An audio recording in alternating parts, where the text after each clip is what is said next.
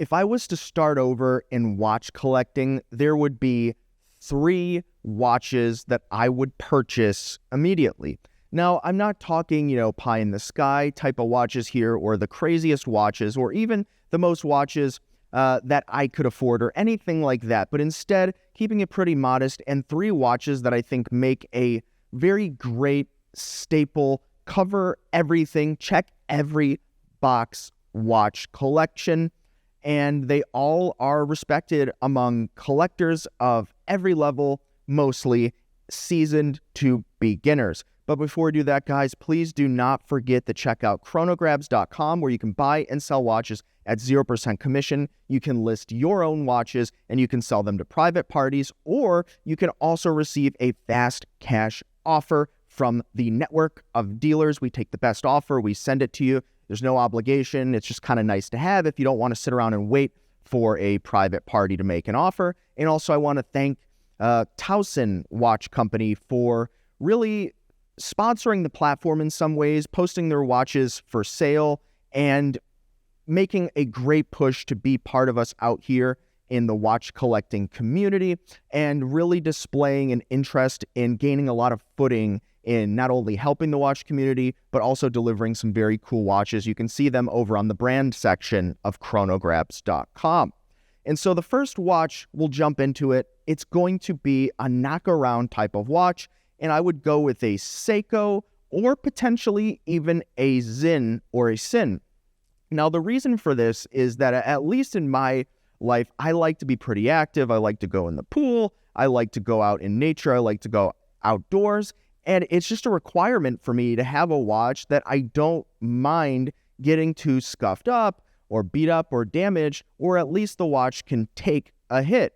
And Sinn specifically handles kind of these rugged, durable environments very well. And if you buy them pre-owned, I mean, we're talking maybe $1,000 to $2,000 at the max. Now, some of the retail prices are a lot higher, but I'm a pre-owned guy, right? I'm all about bang for buck and value and getting it where you can. And I think if you pick up a pre-owned Sinn for $1,000, that's awesome. And if you want something like a Seiko, you can get a Seiko in this range as well, or even at $500 that you can knock around, enjoy it, still respectable in every watch community for the most part, unless they're, pretty much dirty watch snobs. And it's just a great kind of fallback to a watch, travel with it, not have to worry about getting robbed. You get it, awesome watch, either of these 2 brands for your knockaround section. Now, this next one is going to be polarizing, because people are going to say, oh, why don't you get a Rolex Oyster Perpetual? Myself, I included. I owned the OP39 for a very long time, the red grape, but I would actually recommend an alternative for this being the Omega Seamaster Aquaterra. Now, I think in terms of it go everywhere, do anything kind of a watch, the Aquaterra really fits the bill. You could go swimming with it. You could jump in the water with it.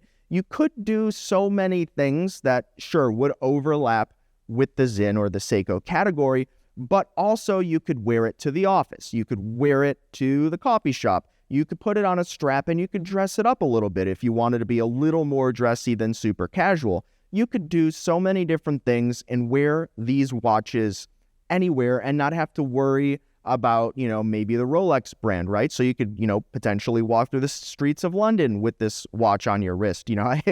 Someone out there from London, please tell me if I'm wrong. But the reality is it's not as identifiable as the Rolex, but it's still giving you a lot of the same spec, a lot of the same wearability, durability, a respectable watch from a respectable brand that has a lot of heritage and their quality. And if you buy them pre-owned, like the previous watch, you can get these things for a few $1,000s and be very happy owning the watch. Let me know what you think. Aquaterra, comments below. And the last watch that I would purchase if I was starting over is going to be a dress watch, and this is going to be a JLC Reverso or a Jaeger LeCoultre Reverso.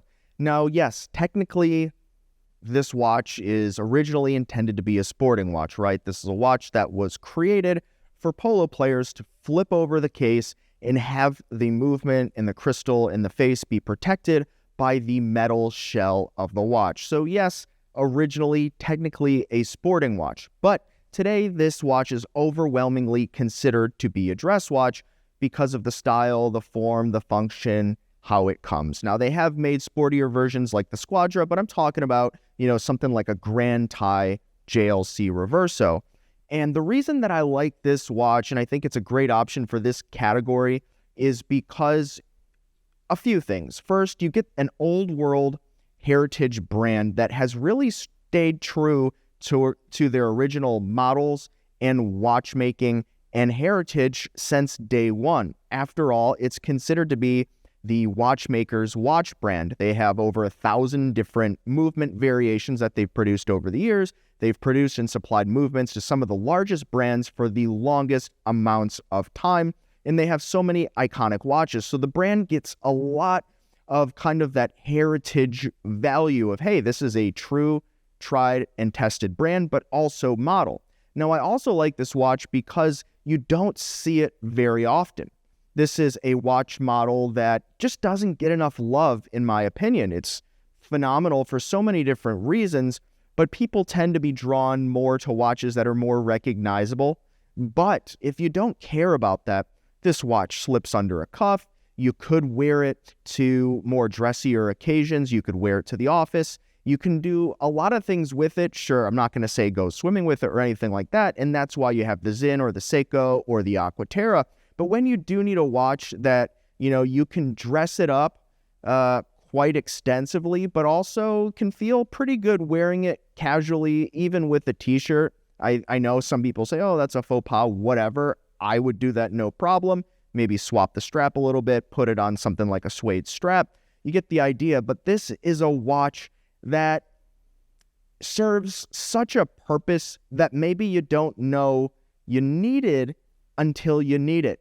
You get invited, your girlfriend or wife gets invited to some black tie event and you have to go. And then you're like, oh, wow, my Seamaster 300 is just going to be, on top of my dress cuff or something like that. Now do that. Hey, whatever. I've done that as well. If I was starting out and making kind of like this 3-watch collection to serve every purpose or scenario I would be in, the JLC Reverso just hits the list. Let me know what you think about this watch in the comments below. So guys, this would be 3 watches, keeping it somewhat reasonable here, that I would buy if I was starting all over again today. I'd love to see in here maybe what watches that you would buy if you were starting all over again in the comments below. And do not forget to check out chronograbs.com, where you can sell your watches, list them simply in about a minute, get fast cash offers from dealers, the top offers, and also get offers from fellow collectors at 0% commission and 0 listing fees. Chronograbs.com. We'll see you next time. You've been chatting with John P.